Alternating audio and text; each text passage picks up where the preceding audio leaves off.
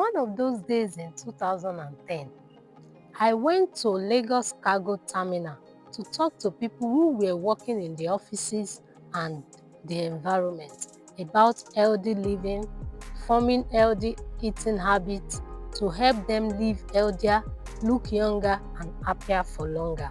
After educating them about all the basic information, I encouraged them to get a healthcare product I have with me.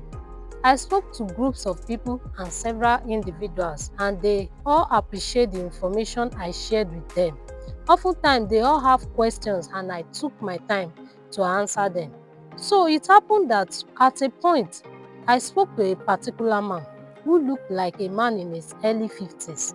After all said and done, he was excited about all I've said so far and ready to purchase one of the healthcare products I introduced to him. But something disheartened happened. He asked me a question. Which state are you from? I answered him that my mom is from so and so state, while my dad is from so and so state.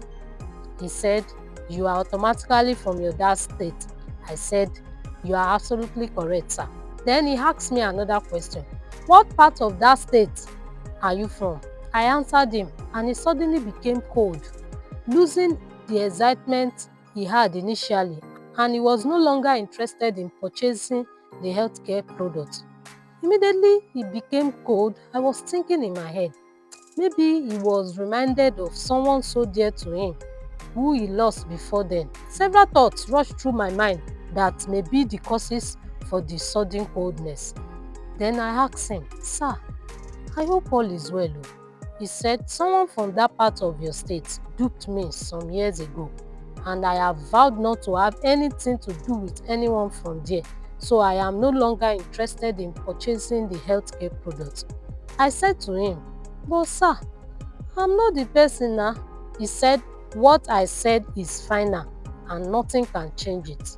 Chai, omo, I really felt so bad, and I quickly looked for a corner and cried because I was so overwhelmed. After crying out my eyes, I wiped out my tears, dust off my feet, and kept on educating other people like nothing happened. 3 points I want us to pick from this story. 1. Don't make permanent bad decision on a temporary situation. See, the reason why I can talk to you like this and you can watch and listen to me is because we are still breathing. Once we are no longer breathing, that's all. This mindset should guide our decisions. Are you the type that you had misunderstanding with someone that often help you get your job done faster? Instead of you to call the person's attention that, you did this to me, I don't like it, then you trash it out, but you decided to take a permanent decision because of a temporary situation. Now, you want to get that same job done. Because of that permanent bad decision you've taken earlier, you are not bold enough to meet that person that, help me get this thing done. Now you have to pay huge to get that job done. You will even get it delivered to you, not even up to the standard of the person that have been helping you out because you took that bad decision. Oftentimes, hasty generalization is what bring about this taking permanent bad decision. Because one person wronged you, you generalize it that is how everybody is. You will not be able to get a lot of things done with that kind of mentality. You went to a bank and the cashier spoke to you in a manner you did not like, then you conclude that you are not going to use that bank again. That's a permanent bad decision there on a temporary situation, because the following day that same person that behaved to you wrongly can behave right to you, or even another cashier in the bank can behave right to you. Imagine that man that spoke to me that he has vowed. Who knows, he has mentioned such in the presence of one or two of his friends, and any favor, connection, business contract that would have come to him. Immediately those friends hear that the person that wants to give it to him is from that part of the state. They were like, don't give it to him. He already said he doesn't want to have anything to do with that person. He has lost things he did not know he ought to have. You see, what happened to us is not as important as our attitude towards it. As long as you are aiming to achieve your goals and purpose in life, you will always see challenges here and there. the way you react to it will determine maybe you will fulfill your purpose in life or not. Instead of taking permanent bad decision, why not just sit down to reevaluate your effort? Ask yourself simple question like, what can I do better? Okay, I was duped the other time. Maybe some other time, to avoid being duped, I will make more inquiry about the business or contract or whatever that led to you being duped. Or you eventually found yourself in a situation whereby you started exchanging words with someone. You say, I will not even talk to these people from this place again, or I will not talk to this kind of women again, I will not talk to that kind of. No, why not just ask yourself, next time, instead of exchanging, I would rather keep quiet, because nobody can misinterpret your silence. Rather keep quiet. That is self-control. You control yourself, or you even walk out of that kind of scenario, you would have managed the situation better than just concluding that you are not going to talk to anybody from that place again, because you may be doing yourself more harm than good. 2, if you feel like crying after an overwhelming situation, cry, but don't mourn the situation. Yes, cry. Crying does not mean you are weak or you are a baby. The truth is that does not mean at every slight challenge you start crying here and there looking for people validation. No. But there are some overwhelming situations that you were not prepared for, that meet you unawares, that you yourself know that this one is bigger than me, or the weight of this is too much on me. So overwhelming that you feel like crying. Look for a corner, cry. Cry if you want to cry. It is your eyes. Cry.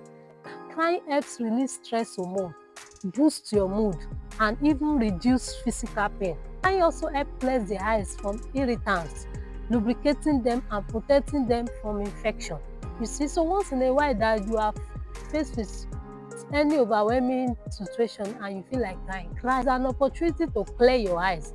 And don't mourn the situation. Don't start saying, had I know, I wouldn't have answered that man. Had I know, I wouldn't have gone to that place. You start getting depressed. Don't mourn the situation. What can you do better? When you think of what you can do better, you move ahead. If you get to any place in life without making mistake, definitely you are pretending. But the more you make mistake, you correct your mistake, you become better. That's how you get better in anything you are doing. So anytime you are faced with overwhelming situation that you feel like crying, cry, but don't mourn the situation. 3, when the going get tough, only the tough get going. After crying, I kept on doing what I was doing. That is it. You focus on where you are going. You keep on moving ahead. You keep on forging ahead. Meaning you always have a plan. You always have a picture. Because the future you cannot picture. You cannot feature in it. And the more you go, the more challenges you face.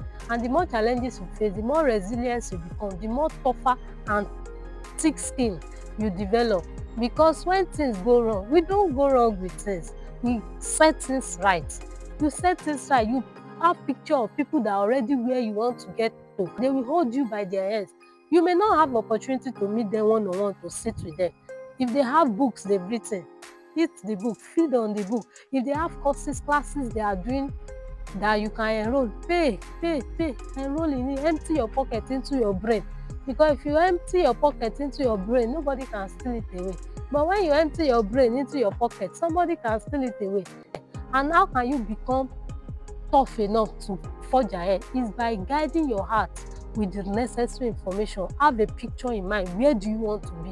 Where do you see yourself? Meaning, if you've not gotten to where you want to see yourself, you don't stop no matter the challenges. Quitter don't win. The higher you go, the tougher it becomes. The higher you go, the more challenges you face along the way. Will you feel like stopping? Yes. But when the going get tough, only the tough kept on going. You keep on pushing. Nobody get to the top by chance. You will only get to the top and fulfill your purpose only if you have developed a thick skin. And how will you develop this skin? By walking in the path of those that have gone ahead of you, learning from their mistake. Experience may not be the best teacher, but obedience, followership in the right direction may really help you from falling into the pit of those who have gone ahead of you, those you are looking up to. Are you able to learn from their books, from their lecture, from their teaching, from their academic? When you are following anybody, you should be able to pay for the class that they are offering. Isaac Newton said, if I can see further than others, it's because I'm standing on the shoulder of a giant. You need someone that you can see through their eyes. No matter how big your dream is, there will be somebody somewhere that is doing something similar, if not almost the same thing, that you can say, if this person can do it, I can do it more better. Then you can follow their path, in the sense that use their own path to narrow down your own path. Then any mistake they might have made, with the knowledge they already pass across to you, you will avoid it. Then anything that took them 10 years will take you lesser years, because you already have the information they couldn't have access to when they started their own journey. So I believe you pick one or two lessons from this story. Which of the 3 points stood out the most for you? You can drop it in the comment section, and you can do it to like, share, comment, subscribe, so that we can reach more people out there and they will learn from this also. So I see you in my next video. My name is Folakemi. Bye.